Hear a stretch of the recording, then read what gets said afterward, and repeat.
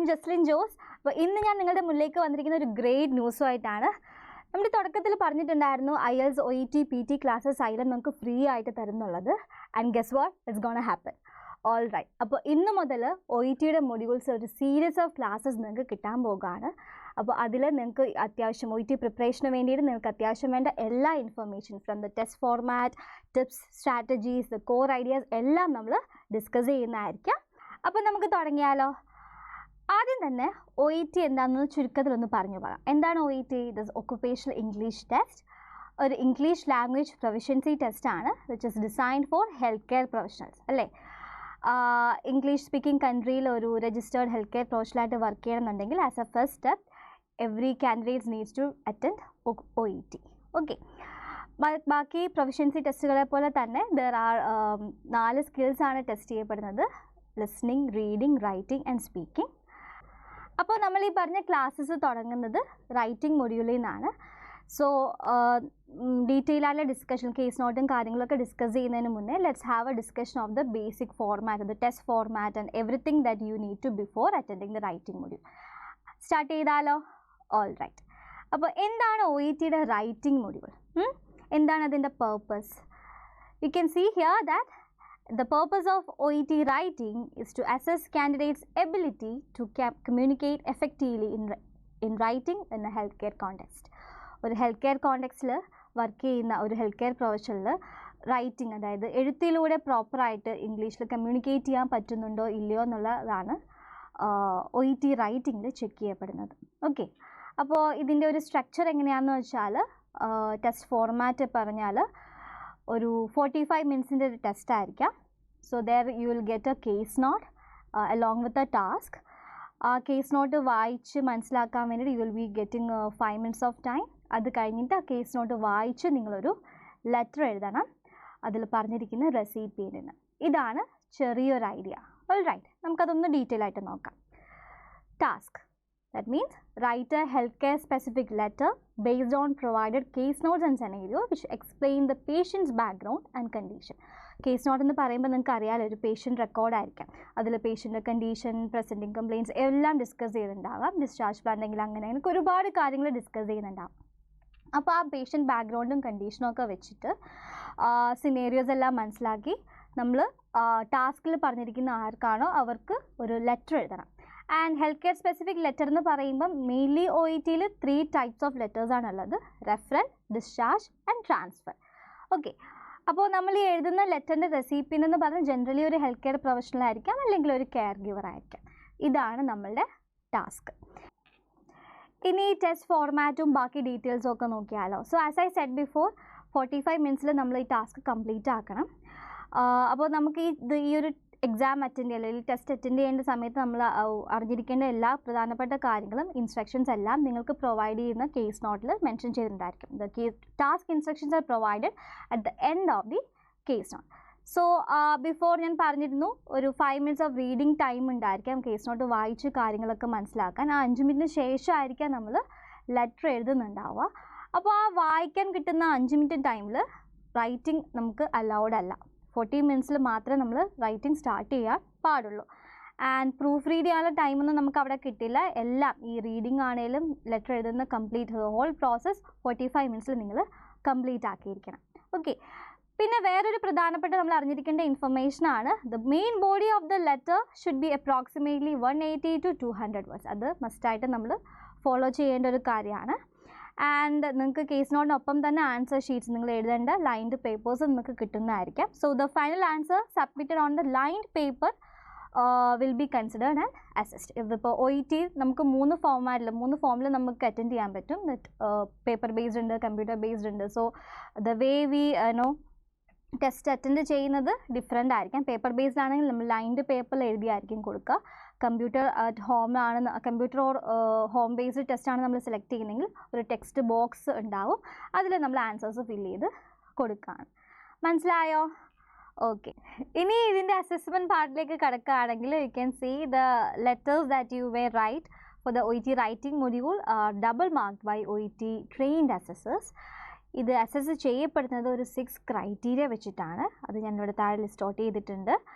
As you can see, it is starting from purpose, then you can see content, conciseness and clarity, genre and style, organization and layout, and finally language.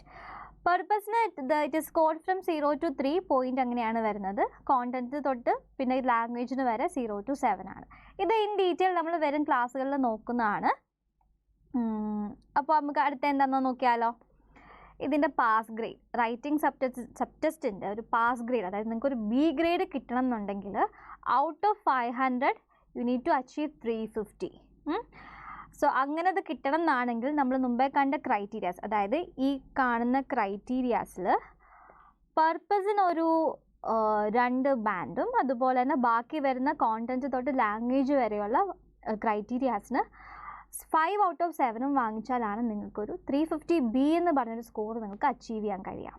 Alright, ഇനി നമുക്കിതിൻ്റെ skills, writing സബ്ടെസ്റ്റ് പഠിച്ച് എഴുതി ഈ ഒരു 350B എന്ന് പറഞ്ഞ സ്കോറിലേക്ക് നിങ്ങൾക്ക് എത്താൻ പറ്റണമെങ്കിൽ അതിന് വേണ്ടിയിട്ട് നിങ്ങൾക്ക് അത്യാവശ്യം വേണ്ട സ്കിൽസ് എന്തൊക്കെയാണെന്ന് നോക്കാം. So here you can see the first one is writing clearly, concisely and accurately using case notes relevant to the intended reader.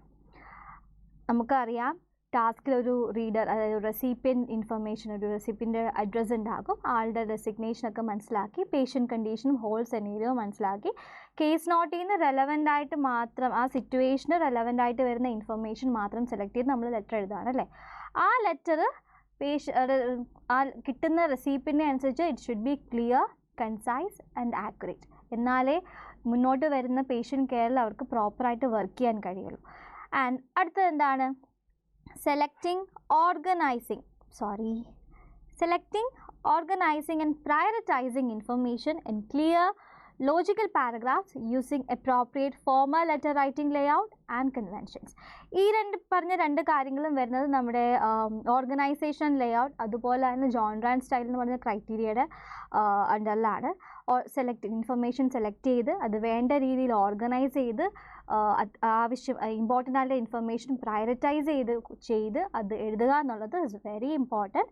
അതുപോലെ ഈ സെലക്ട് ചെയ്യുന്ന ഇൻഫർമേഷൻ എല്ലാം ലോജിക്കലും ആയിരിക്കണം. And we also use the formal letter convention here. ലേഔട്ടും കാര്യങ്ങളും എല്ലാം proper ആയിരിക്കണം. All right, then the next you can see is the using of language. English language must be used in appropriately, flexibly and accurately for the healthcare register. Healthcare registerൽ ഒരു set of നമ്മൾ ഉപയോഗിക്കുന്ന ഒരു language ഉണ്ടാകുമല്ലോ, അതിന് common ആയിട്ട് വരുന്ന വാക്കുകളും കാര്യങ്ങളും അല്ലെങ്കിൽ ആ ഒരു ടോണൊക്കെ ആയിരിക്കണം നമ്മൾ ഈ ലെറ്റർ ഫോമാറ്റിൽ നമ്മൾ ചൂസ് ചെയ്യേണ്ടത്. And it should be appropriate and flexible according to the scenario.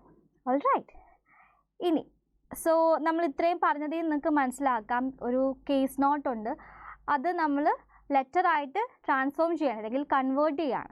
അതാണ് നമ്മുടെ മെയിൻ പേർപ്പസ് എന്ന് പറയുന്നത്. ആ കൺവേർട്ട് ചെയ്യുമ്പോൾ നിങ്ങൾ മെയിനായിട്ടുള്ള കാര്യങ്ങൾ മിസ് ഔട്ട് ആകാൻ പാടില്ല, അതുപോലെ തന്നെ ക്ലിയർ ആയിരിക്കണം, ആക്യുറേറ്റ് ആയിരിക്കണം, ഇതെല്ലാം നമ്മൾ ത്രൂ ഔട്ട് പറഞ്ഞത്. അപ്പോൾ ഈ കേസ് നോട്ട് കൺവേർഷനിൽ നിങ്ങൾ അറിഞ്ഞിരിക്കേണ്ട കുറച്ച് കാര്യങ്ങളാണ് നമ്മളിപ്പോൾ ഇവിടെ പറയാൻ പോകുന്നത്. ഫസ്റ്റ് വൺ, കേസ് നോട്ട് നമ്മൾ കൺവേർട്ട് ചെയ്യും, ലെറ്ററായിട്ട് കൺവേർട്ട് ചെയ്യുമ്പോൾ you need to use what? Formal language. That means you have to replace casual terms with professional ones. അല്ലേ, നമ്മളിത് 2 പ്രൊഫഷണൽസ് തമ്മിലുള്ള ഒരു കമ്മ്യൂണിക്കേഷൻ ആണ്. So that communication must be formal. അതുപോലെ തന്നെ വരുന്നൊരു പോയിൻ്റാണ് അവോയ്ഡ് ലിസ്റ്റിംഗ്. കേസ് നോട്ട് കണ്ടിട്ടുണ്ടെങ്കിൽ നിങ്ങൾക്ക് മനസ്സിലാകും ഇറ്റ്സ് ആക്ച്വലി ഓരോ പോയിൻറ്റും ഓരോ ഇൻഫർമേഷനും ഇങ്ങനെ ബുള്ളറ്റ് പോയിൻറ്റ്സിലും ചെറിയ നോട്ട് ഫോംസിലൊക്കെ ആയിരിക്കും തന്നിരിക്കുക. പക്ഷേ അത് നമ്മൾ ലെറ്ററിലോട്ട് കൺവേർട്ട് ചെയ്യുമ്പോൾ എന്താ പറ്റുക, നമ്മൾ ആ ഒരു ബുള്ളറ്റ് പോയിൻറ്റ്സ് അല്ലെങ്കിൽ നോട്ട് ഫോംസ് അല്ല നമ്മൾ എടുത്തെഴുതേണ്ടത്, കംപ്ലീറ്റ് ഗ്രമറ്റിക്കലി കറക്റ്റ് സെൻറ്റൻസ് ആയിരിക്കണം നമ്മുടെ ലെറ്ററിൽ വേണ്ടത്. അങ്ങനെ അല്ല എന്നുണ്ടെങ്കിൽ ഏത് ക്രൈറ്റീരിയയിലായിരിക്കും മാർക്ക് പോകുക? ലാംഗ്വേജിൽ. Okay, next one, adapt to the recipient, which is something that is very important to know. Adapt to the recipient, അതായത് ഒരുപാട് കേസോട് ഒരുപാട് പേഷ്യൻ്റ് സെനേരിയോസ് കണ്ടീഷൻ ഒരുപാടുണ്ട് അല്ലേ. അപ്പോൾ ആ കണ്ടീഷനും സെനേരിയോസിനും അനുസരിച്ചിട്ട് നമ്മൾ ലെറ്റർ നമ്മൾ ഫോമാറ്റ് ചെയ്യുമ്പോൾ we need to be flexible. So ഡോക്ടേഴ്സിനാണെങ്കിൽ പ്രൊഫഷണൽ ടോൺസ് ആയിരിക്കണം, അതുപോലെ കെയർ ഗീവേഴ്സിനോ അല്ലെങ്കിൽ നേഴ്സസിനൊക്കെയാണ് അല്ലെങ്കിൽ സോഷ്യൽ വർക്കറിനൊക്കെയാണ് നിങ്ങൾ ലെറ്റർ എഴുതുന്നതെങ്കിൽ ആ രീതിക്ക് കുറച്ചുകൂടെ സിംപ്ലിഫൈ ചെയ്ത് നിങ്ങൾ ലെറ്റർ ഫോർമാറ്റ് ചെയ്യണം. അപ്പോൾ ഇതൊക്കെ നമ്മൾ ശ്രദ്ധിക്കേണ്ട കാര്യമാണ്. ഇതൊക്കെ പറയുമ്പോൾ കുറച്ച് കൂടുതലായിട്ട് തോന്നുമായിരിക്കാം, ബട്ട് പേടിക്കണ്ട, ഒന്നുമില്ല, നമുക്ക് ചെയ്തെടുക്കാൻ പറ്റുന്നതേ ഉള്ളൂ. All right. Then the next tip that I can give you is to be concise. എന്ന് പറഞ്ഞാൽ combine related details into single sentence when appropriate. നമ്മൾ നേരത്തെ പറഞ്ഞിരുന്നു കൺസൈസ്നെസ് ആൻഡ് ക്ലാരിറ്റി എന്ന് പറഞ്ഞൊരു ക്രൈറ്റീരിയ ഉണ്ട്. ആ ക്രൈറ്റീരിയയിൽ മെയിനായിട്ട് ഡിസ്കസ് ചെയ്യുന്ന ഒന്നാണ് നമ്മൾ how effectively we can summarise a case note when we convert that into a letter. All right. അപ്പോൾ അങ്ങനെ നമ്മൾ സമ്മറൈസ് ചെയ്യുമ്പോൾ ചില പർട്ടിക്കുലർ ഇൻഫർമേഷൻ നമുക്ക് ഇറലവൻ്റ് ആയിട്ട് കാണാം, റെലവൻ്റ് ആയിട്ട് കാണുന്ന ഇൻഫർമേഷൻ ഉണ്ട്, സെമി റെലവൻ്റ് ആയിട്ട് കാണുന്ന ഇൻഫർമേഷൻ ഉണ്ട്. അപ്പോൾ അവിടെ നമ്മൾ എന്താ ചെയ്യേണ്ടത്, കുറേ ഇൻഫർമേഷൻ കാണുകയാണെങ്കിൽ റിലേറ്റഡ് ആയിട്ട് വരുന്ന ഡീറ്റെയിൽസുകൾ നമുക്ക് കമ്പൈൻ ചെയ്ത് എഴുതി നമുക്ക് സമ്മറി ആക്കാവുന്നതാണ്. അതും നമുക്ക് പഠിക്കാം. അതുപോലെ തന്നെ അറ്റ് ദ എൻഡ് നിങ്ങൾക്ക് 45 മിനിറ്റ്സ് കിട്ടുന്നുണ്ടെങ്കിൽ ആദ്യത്തെ 5 മിനിറ്റ്സ് റീഡിങ് ടൈം കഴിഞ്ഞ് ബാക്കിയുള്ള 40 മിനിറ്റ്സ് കംപ്ലീറ്റ്ലി എഴുതാൻ വേണ്ടി മാത്രം എടുക്കാതെ അവസാനം വരുന്ന ഒരു 2-3 മിനിറ്റ്സ്, ഒരു മാക്സിമം ഒരു 5 മിനിറ്റ്സ് എങ്കിലും നിങ്ങൾ എന്ത് ചെയ്യണം, നിങ്ങളുടെ ലെറ്റർ പ്രൂഫ് റീഡ് ചെയ്യാൻ വേണ്ടിയിട്ട് നിങ്ങൾ ടൈം എടുക്കണം. മെയിൻലി ഗ്രാമറും കാര്യങ്ങളെല്ലാം ചെക്ക് ചെയ്ത് ക്ലാരിറ്റി ഉണ്ട് എന്നുള്ളത് ഉറപ്പ് വരുത്തുന്നതാണ് അവിടെ നിങ്ങൾ ചെയ്യേണ്ടത്. അപ്പോൾ ഇതൊക്കെയാണ് നമ്മളുടെ OET റൈറ്റിംഗ് മൊഡ്യൂളിൽ നിങ്ങൾ അത്യാവശ്യം അറിഞ്ഞിരിക്കേണ്ട കുറച്ച് കാര്യങ്ങൾ. ഇനി നമ്മൾ എന്താ ചെയ്യാൻ പോകുന്നതെന്ന് വെച്ചാൽ നമ്മളുടെ ഒരു കേസ് നോട്ട്, അതായത് ഒരു സാമ്പിൾ കേസ് നോട്ട് എടുത്ത് നമ്മൾ അനലൈസ് ചെയ്യും. അത് എങ്ങനെയാണ് relevant, semi relevant, irrelevant details കണ്ടുപിടിക്കുന്നതെന്നും അത് കണ്ടുപിടിച്ച് ഫിൽറ്റർ ഔട്ട് ചെയ്ത് റെലവൻ്റ് ആയിട്ടുള്ള ഡീറ്റെയിൽസ് വെച്ചിട്ട് എങ്ങനെ അതിൽ കേസ് നോട്ട് ലെറ്ററിലേക്ക് കൺവേർട്ട് ചെയ്യണമെന്നും നമ്മൾ പഠിക്കുന്നതായിരിക്കും. അതുപോലെ തന്നെ ഒരു സാമ്പിൾ ലെറ്ററും അതിൻ്റെ കൂടെ നമ്മൾ ഡിസ്കസ് ചെയ്യും. അപ്പോൾ ഇതൊരു കോട്ട് ടോപ്പിക് ആയതുകൊണ്ട് തന്നെ എക്സ്ക്ലൂസീവ് ആയിട്ടാണ് നമ്മുടെ ടെലഗ്രാം കമ്മ്യൂണിറ്റി ചാനലായിരിക്കും ഇത് അപ്ഡേറ്റ് ആവുന്നുണ്ടാവുക. സോ നമ്മുടെ ടെലഗ്രാം കമ്മ്യൂണിറ്റി ചാനൽ ജോയിൻ ചെയ്ത് ഈ വീഡിയോ നിങ്ങൾക്ക് ആക്സസ് ചെയ്യാവുന്നതാണ്. കൂടാതെ തന്നെ നമ്മൾ ഡിസ്കസ് ചെയ്യുന്ന ഈ സാമ്പിൾ കേസ് നോട്ടും അതേപോലെ അതിൻ്റെ സാമ്പിൾ ലെറ്ററും നിങ്ങൾക്ക് സെയിം ചാനലിൽ നിന്ന് തന്നെ ആക്സസ് ചെയ്യാവുന്നതാണ്, which will be really helpful. So don't miss this opportunity and also don't forget to subscribe to our YouTube channel. By.